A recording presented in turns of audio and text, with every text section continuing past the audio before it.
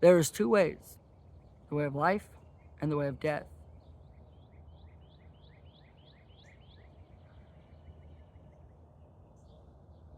And it all depends on how you receive redemption. Because you see, God's grace should never be taken for granted. It all depends on how you receive the redemption, whether you have life or death. The preacher in Ecclesiastes, the preacher tells us this: everything, there is a season and a time for every matter under heaven. A time to be born and a time to die. A time to plant and a time to pluck up what is planted. A time to kill and a time to heal. A time to break down and a time to build up.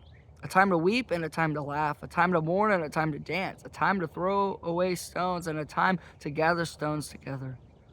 A time to embrace and a time to refrain from embracing.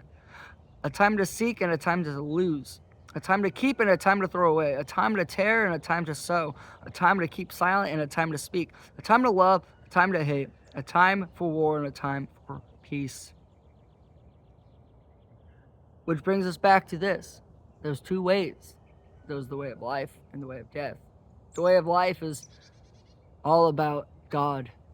The way of death is everything that's not of God.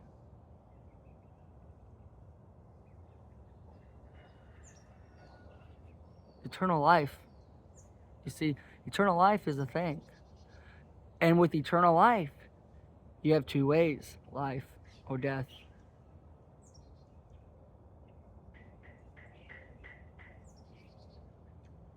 So what do you choose today?